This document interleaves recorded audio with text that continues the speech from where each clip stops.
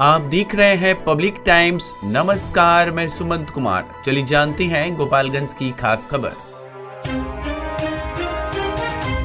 Bihar DGP के आदेश के बाद गोपालगंज पुलिस पूरी तरह एक्शन मोड में आ गई है। जिले में सुरक्षा व्यवस्था को मजबूत बनाने के लिए शुक्रवार को सभी स्कूलों में पुलिस अधिकारियों ने बच्चों और शिक्षकों से सीधा संवाद किया। यह जन संवाद कार्यक्रम न सिर्फ जागरूकता बढ़ाने का प्रयास है, बल्कि स्कूलों के आसपास सुरक्षा कवच को और सख्त करने की पहल है। एसपी अवधेश दीक्षित के निर्देश पर सदर डीपीओ राजेश कुमार सहित कई पदाधिकारी विभिन्न विद्यालयों में पहुंचे। अधिकारियों ने छात्रों को सतर्कता, कानून व्यवस्था, सड़क सुरक्षा और साइबर सुरक्षा से जुड़े महत्वपूर्ण पहलुओं की जानकारी दी। साथ ही बच्चों को ये भी समझाया गया कि किसी भी संदिग्ध गतिविधि या अनजान व्यक्ति पर तुरंत पुलिस को सूचित करें।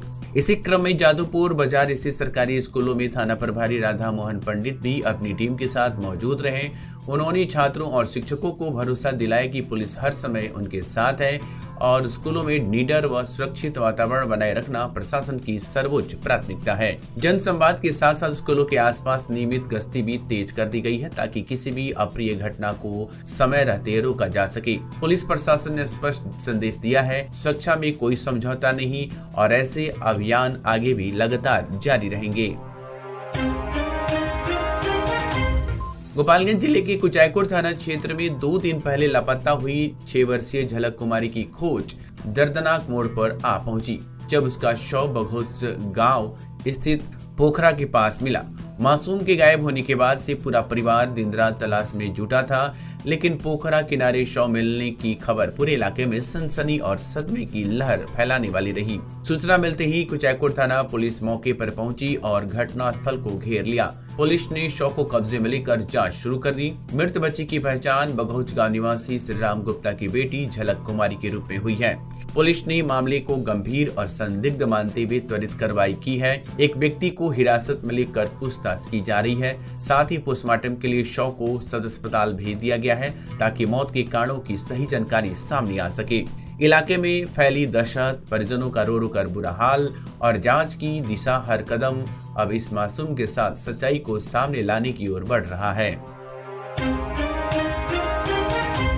गोपालगंज शहर में अतिक्रमण के खिलाफ प्रशासन का सख्त रुख लगातार जारी है। बढ़ते जाम और व्यवस्थित यातायात व्यवस्था की चुनौती को देखते हुए शुक्रवार को लगातार 7वें दिन नगर परिषद की टीम स्टेशन रोड पर विशेष अभियान में जुटी रही। सुबह होते ही सदर डीओ अनिल कुमार और नगर परिषद के कार्यपालक पदाधिकारी अजय कुमार के नेतृत्व में पुलिस बल और मजदूरों की बड़ी टीम ने पूरे मार्ग पर मोर्चा संभाल लिया। अभियान की शुरुआत होते ही फुटपाथ पर दुकान लगाने वाले कई दुकानदार अपनी दुकानें समेटकर भागते दिखे, जबकि कुछ ने स्वेच्छा से अपना सामान हटाया। अभियान के दौरान मुख्य सड़क पर बने अस्थायी और अस्थायी अतिक्रमणों को हटाया गया। लगभग 40 से अधिक दुकानों के आगे बड़े शेड, बेंच, काउंटर, बैनर और अवैध सामान को हटाकर सड़क को पूरी तरह मुक्त कराया गया। कुछ स्थानों पर टीम को सख्ती भी करनी पड़ी, क्योंकि बार बार चेतावनी के बावजूद कई दुकानदार अतिक्रमण हटाने को तैयार नहीं थे।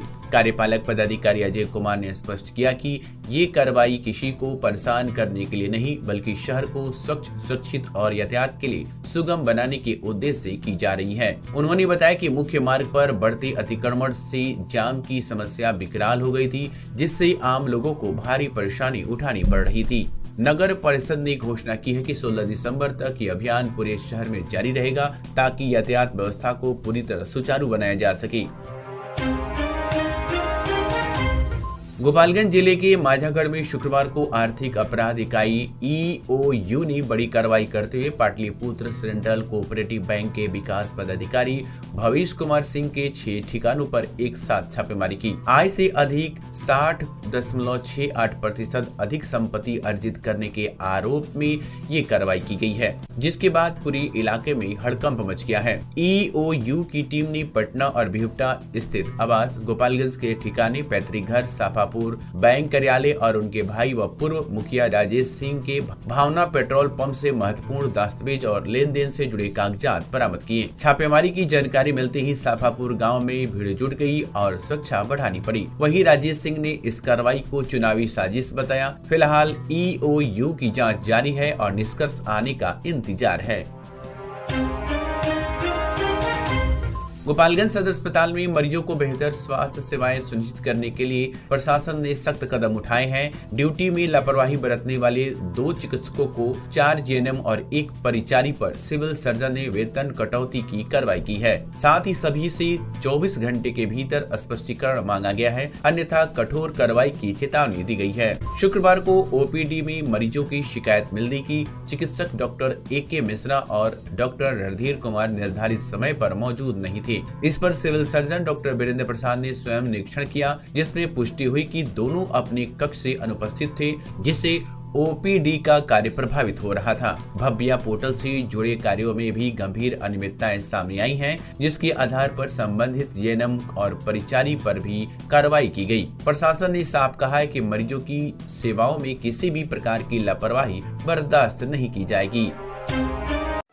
आपके सपनों के घर को चाहिए परफेक्ट लुक, तो याद रखिए मौर्या ट्रेडर्स, जहां मिलेगा सोमानी के हर रेंज, हर क्वालिटी और हर बजट का शानदार collection. Tiles, sanitary ware, bath fittings, marble और ग्रेनाइट का थोक और खुदरा दोनों में सबसे बेहतर दाम और भरोसेमंद क्वालिटी। तो इंतजार किस बात का, आज ही आइए। Somani authorised dealer Maurya traders, Maurya complex, Arar Mor, near Kamla Rai college, Gopalganj.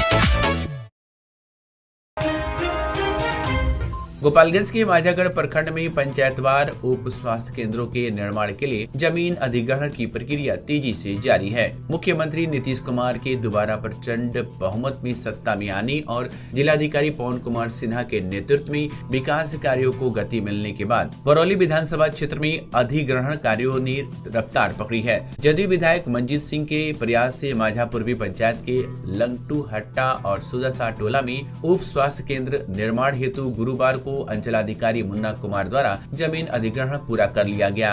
वहीं शुक्रवार को करणपुड़ा पंचायत में भी उप स्वास्थ्य केंद्र बनाने के लिए जमीन अधिग्रहण किया गया। इसी पंचायत में सरकारी योजना के अंतर्गत 3 लाख की लागत से छठ घाट का जीर्णोद्धार कराया जा रहा है। निरीक्षण के दौरान अंचलाधिकारी ने कार्य को निर्धारित मानकों के अनुरूप पाया। मौके पर पंचायत के मुखिया अब्दुल कुदूस, अंचल चालक दीपक सिंह और राज कर्मचारी शशिभूषण सिंह मौजूद थे।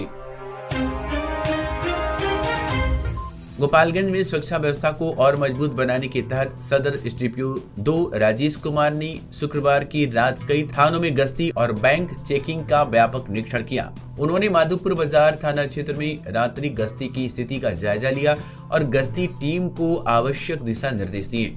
इसके बाद एसडीपीओ बरौली थाने पहुंचे, जहां ओडी ड्यूटी पर रात्रि गश्ती की समीक्षा की गई। उन्होंने पुलिस पदाधिकारियों को सतर्कता बढ़ाने, संदिग्ध गतिविधियों पर नजर रखने तथा नियमित पेट्रोलिंग को और प्रभावी बनाने के निर्देश दिए। माझा थाना क्षेत्र में भी रात्रि गश्ती और ओडी ड्यूटी की जांच की गई। एसडीपीओ ने सभी थानों को स्पष्ट संदेश दिया कि रात्रि में पुलिस की सक्रियता किसी भी आपराधिक घटना को रोकने का सबसे प्रभावी उपाय है, इसलिए हर स्तर पर गश्ती को मजबूत और सतर्क रखा जाए। प्रशासन की इस पहल से सुरक्षा व्यवस्था को लेकर लोगों में भरोसा बढ़ा है।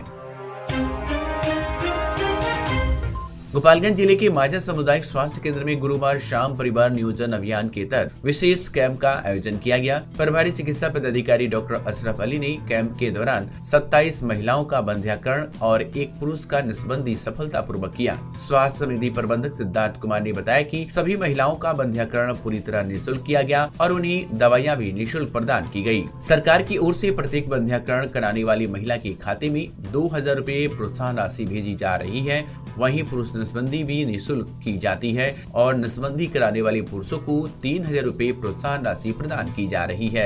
इसके साथ ही परिवार नियोजन अभियान को बढ़ावा देने के लिए उत्प्रेरकों को पुरुष नसबंदी पर 400 रूपए तथा महिला बंध्याकरण पर 300 रूपए का प्रोत्साहन भी दिया जाता है। कैंप की संचालन में अकाउंटेंट मुकेश ओझा, परिवार नियोजन लेखा प्रभारी अविनाश पटेल और बीसीएम सुनील कुमार शामिल रहे। तो ये थी गोपालगंज की खास खबर। आपका दिन शुभ हो। धन्यवाद।